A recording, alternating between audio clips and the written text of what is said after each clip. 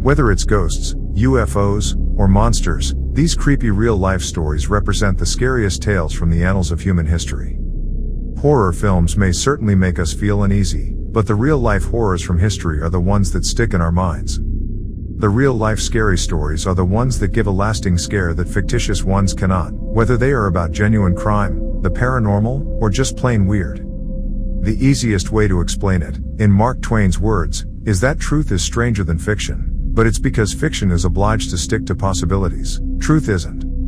In fact, the most terrifying historical tales of murder, monsters, and aliens remain much weirder than fiction.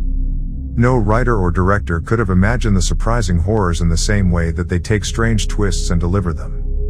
Find out 5 spookiest tales that are entirely real and are all the more frightful for it. So that being said, as always, sit back, relax, and enjoy rest of the video.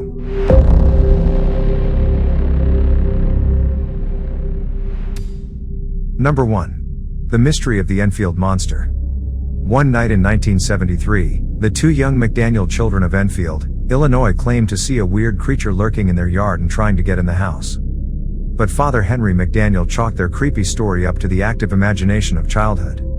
After being awoken by strange scratching sounds, McDaniel grabbed a gun and a flashlight and peered outside his front door.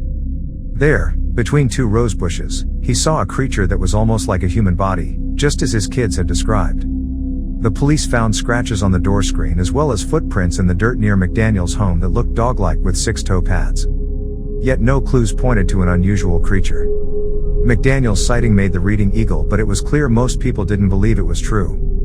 If they do find it, McDaniel said in an interview, they will find more than one and they won't be from this planet, I can tell you that.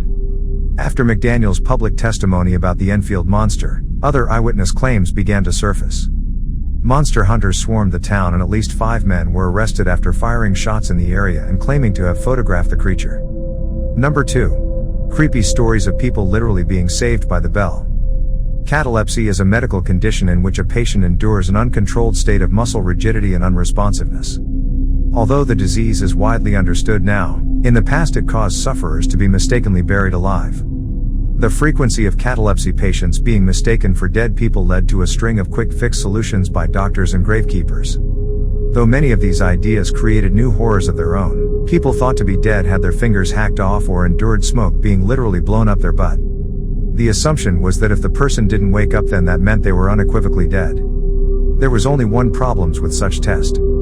These caskets were designed with above-ground horns or bells that a person who found themselves mistakenly buried alive could ring from the inside when they woke up trapped underground. Some of these safety coffins also came equipped with a stash of poison in case the person figured out they wouldn't be saved. Other models used glass panes that would fog up if the person was still breathing. It's unclear whether safety coffins did any good to reduce the number of people who were accidentally buried alive. Number 3. The unexplained number stations. At the height of the Cold War, when radio was still a top medium for disseminating news and information, many listeners accidentally stumbled into some rather unnerving programming. These creepy broadcasts would typically begin with a strange melody or several beeps and were followed by the voice of a woman or child reciting seemingly random numbers. These transmissions played routinely and lasted for several minutes on frequencies that listeners dubbed number stations. The discovery of these strange number stations quickly gained attention among those who were unfortunate to find themselves listening to these mysterious broadcasts. It wasn't until the 1980s that amateur sleuths tracking these number stations hypothesized that the mysterious broadcasts were actually coded messages used in espionage operations across the globe. The idea has been supported by figures like Rupert Allison, an author who specializes in espionage and writes under the pen name Nigel West. Espionage tactics may seem like the most plausible explanation for these ghostly signals, but the true intent of some of these number stations have never been cracked. One station known as the Buzzer has been sending out mysterious broadcasts since the Cold War.